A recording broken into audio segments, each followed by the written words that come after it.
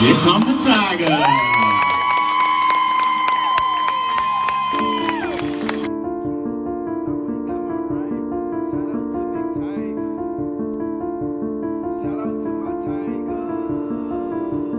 Mama raised a tiger, daddy raised a tiger. They say they gon' kill me. I went and got my rifle. Shout out to Big Tiger. Shout out to Big Tiger. Shout out to my tiger. Yes, sir! Yes, sir! Yes, sir! T-I-G-E-R-S, Tiger, Tiger, Tiger!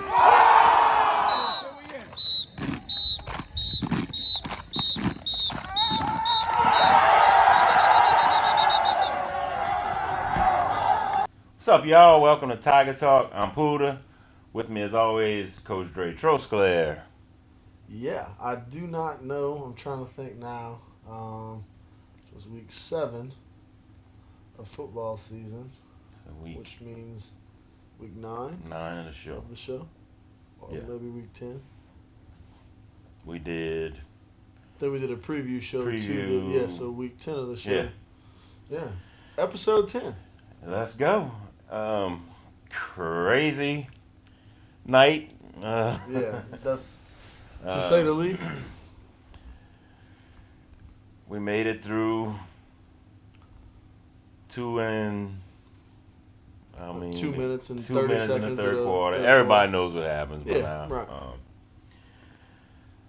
So we don't have stats today. Right. Just basically because the game counted, for those that might not know, the game counted as a no contest. So it's basically like the game was never played. Like we would have been on a bye week. So any of the stats from the game don't count towards the players' Right. regular season stats and district stats and things like that. And then once we get towards the end of the season, whenever they start doing power rankings for our playoff spot and seeding and things like that, they're going to divide our total number by 9 instead of 10 because we've only played 9 games. Right. So the effects on the PowerPoints, whether it be good or bad, is kind of yet to be determined. And it kind of just depends on, how we finish out. But just, for people that were wondering, like, what's it going to be like since we were losing when it happened? Is it, is it a loss? Because I got a couple questions Right. from a lot of people like, hey, what happened with the game? So essentially, it's a wash. It didn't happen. It was a bye week. It was a practice. Essentially. But, I thought, talking a little bit about the game, I thought we had we did a good job weathering the storm a little bit early. I thought first half, we went into halftime feeling like we should have been down only one possession. We give up a score super late on a go ball on a third down and long in our own territory. Just something that can't happen. We should have went to halftime 13-7, but we go to halftime 20-6. We had a couple miscues special teams wise, but I think, man, we got to get a lot better with the snap and the hold and the kick. It's not really the kick as much as it is the snap and the hold. So we got to clean that up. We're trying a new guy there this week. But like that point after the touchdown has to be automatic. Like when we score 6, it's got to be an automatic 7. Yep. We've got to stop having issues with the snap or the protection and things like that. So that's something that we gotta clean up on. Offensively, I was excited about how we ran the football. I thought we were finally able to establish like a run game and like a sense of kind of dominance a little bit in the run game. Like we knew we would get 4, 5 whenever we called a certain run. So it was like we felt comfortable going with that. And then in the passing game, man, I thought, Kyron played well last week. Kyron did play well. Had a couple big catches. I thought Braden did a decent job again. He found him a couple times, escaping pressure, because he definitely was pressured a couple times. But that pick late in the second quarter going into halftime was really, really big. That's kind of what led to that score. Obviously, you want the defense to step up and stop him there, but you can't have a turnover like that, especially with a guy that was wide open on the sideline, which is kind of what we were looking to throw. But we made a certain route tag, changing somebody's route. And he's a young quarterback. He thought whenever we made the route tag, he was supposed to throw it to that tag. So it's just one of those things that it's going to be a growing pain. It's an error where you learn from it. Now, it won't happen again. You know what I mean? So that's a positive to take from it. But, 2-minute drill like that at the end of the half, you got one timeout. You're trying to be aggressive. I sit there at halftime and I'm like second-guessing myself. Should I have just gone to halftime 13-6, knowing we get the ball back, just run the ball a couple times and kind of take a 7-point, we're down 7 going into half. And I was like, no, we're going to be aggressive. Like, that's how you have to play the game. That's how you get better. I'm not playing to not lose. I'm playing to win the football game. So we're going to be aggressive. If we got time on the clock and we're in a situation where we're not backed up on our own 1 or 2 yard line, sure, we're going to push the ball downfield and we're going to try to go get points. And I do the same thing again. You know what I mean? So definitely. And we're confident in our quarterback. We're confident in our guys on the outside, our perimeter players. Confident that the O-line can hold up and giving Braden some time to throw it back there. So, I mean, I thought offensively, it was a decent night from us in the first half. Trevon ran the ball really well. Yeah, man. Trevon Hadley did a really good job in the run game. He was running off that right edge a bunch. He took care of the ball. Yeah. So I thought he's come alive really, really well since we made the switch, from 2 weeks ago, moving him from the defensive side to the offensive side. He's handled it well. He's learning a lot about the offense, so he's going to be able to do a little bit more within our scheme. He's kind of been limited, in what he can do just because of a knowledge standpoint.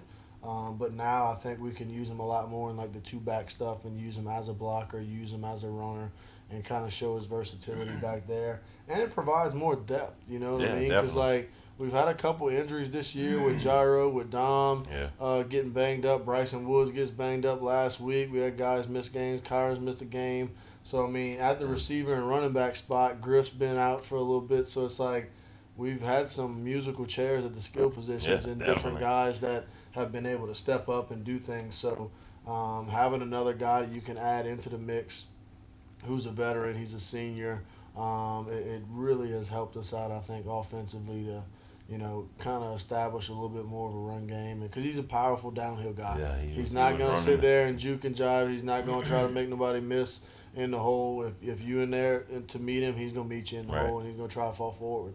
And that's what we need. We need that physicality to kind of assert our dominance a little bit in the run game. So I'm excited with what he's brought to the table.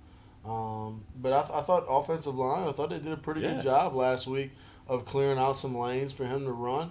We're not getting a ton of movement per se, but we're getting a body on a body, and we're having a stalemate at the line of scrimmage, which is progress from what we've seen earlier in the football season. So I think we're just going to continue to get better. Excited about the next stretch of games that we got. We kind of feel like we got out of a gauntlet portion of our schedule, and now we're into a stretch where we think we got a bunch of winnable football games coming down the pipe.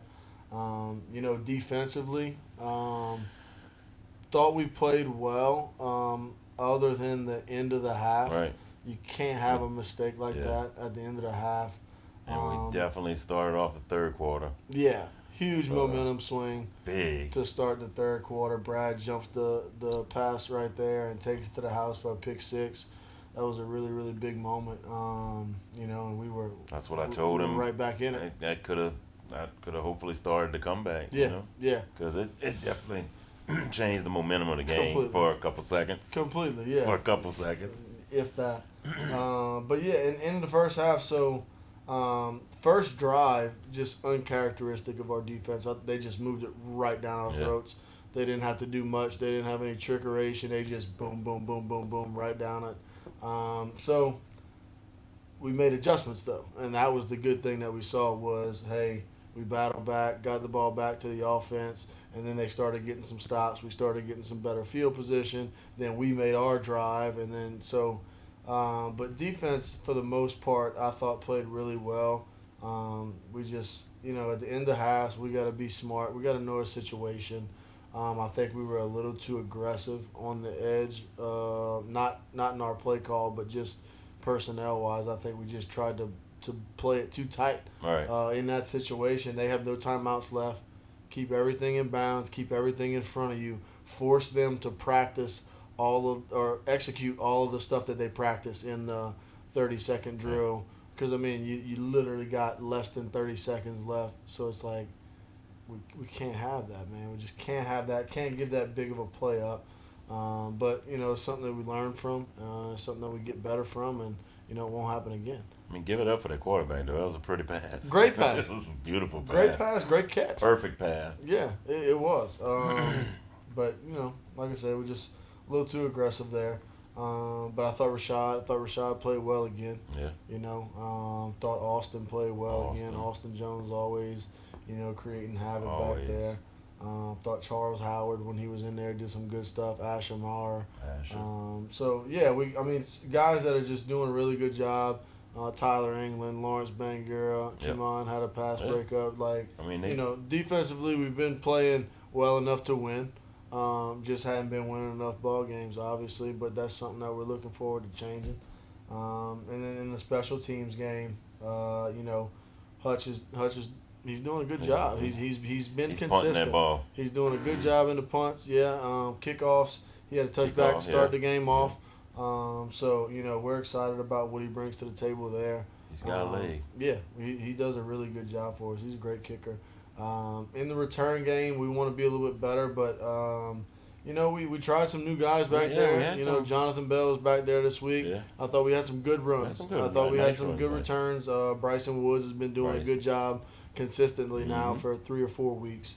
But we lost. We lost him early first quarter on a crossing route. Got hit in the hip. He'll be back hopefully tomorrow. We worked him out today for the second day in a row non-contact, and he felt a lot better. So he's probably going to go tomorrow. Now, on what kind of basis might be limited, just kind of depends on flow of the game and things like that. But you can look to see him back there. But we'll probably keep him off of the special team stuff tomorrow night. So we'll have probably Kyron and Jonathan returning the kicks tomorrow for kickoff return. And then punts will Gyro. be a combination of Kyron, Gyro, and then we get Dom back. So we get Dominic Blanchard back tomorrow from his concussion. So he'll be full go. You'll see him in on offense at the slot, at the H-back. You'll see him in the return game. And, watching him practice this week, his legs look fresher than anybody else on the team. Obviously, he's been out for about 2 weeks. So that's a big spark included that we get to bring back to the offense, and brings us more versatility, man. Whenever you got a hobbled Gyro on a bad ankle, you got Dom out. Those are two guys that are kind of like Swiss Army knives for us offensively, that they can go in the backfield, they can go in the slot, they return kicks, they do stuff in special teams. So when you're missing either one of those guys, that limits your play call. It limits what you can do, just depending on, now you got outside receivers playing inside.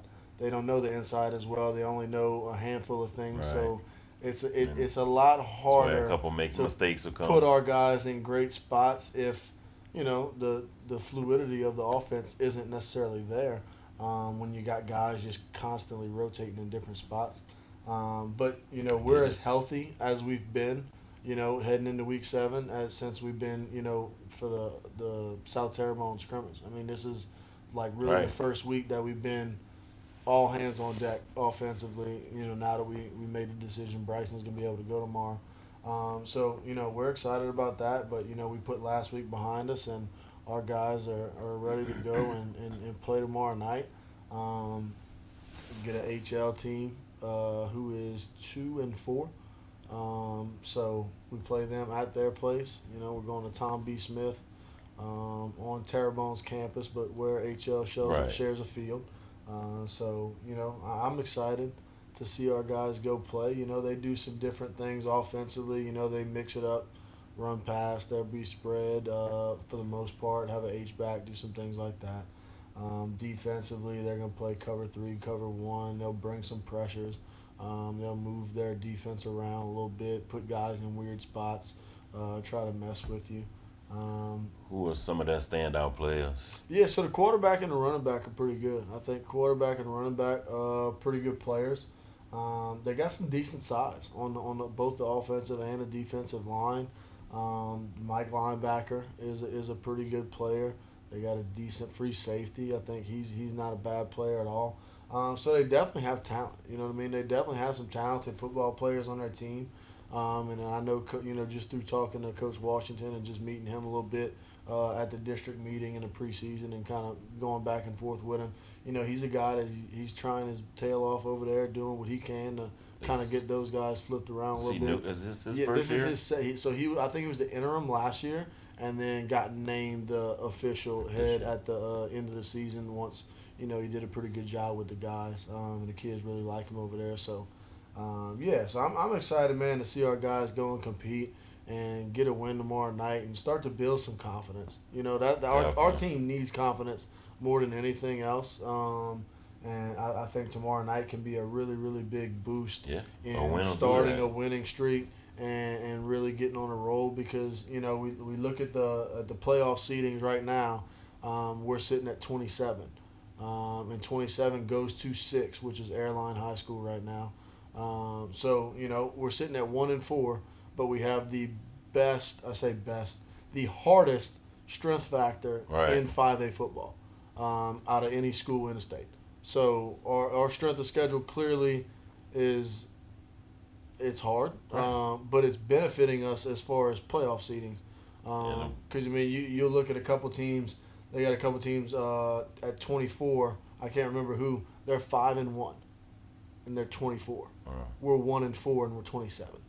Just based off the strength factor and the PowerPoints and how all that stuff works. I mean, playing these teams also benefits your players, like as Absolutely. far as learning. Yeah. I mean, that's some of the best ways to learn is taking a lick. Yeah. You learn from it. You do, and you get tired of it. Yeah. At some point, you get tired of it. And you want to be the guy doing it to somebody else.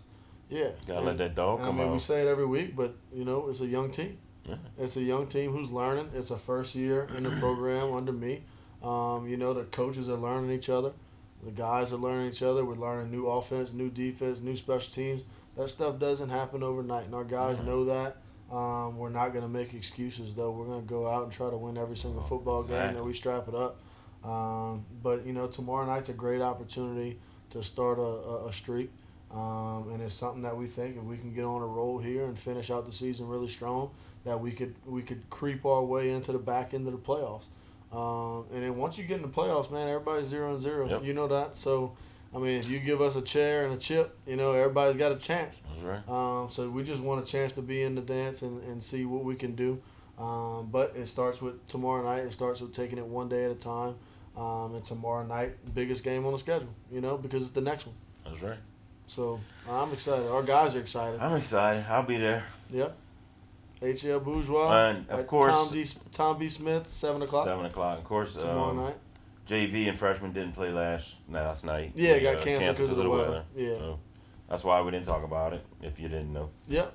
But if you're watching this, you should know. Yeah, no doubt. But anything else? That's all I got, man. Hopefully, next Thursday we're on here talking about a win. Let's do it. Let's do it. I can't wait. Go Tigers. Go Tigers.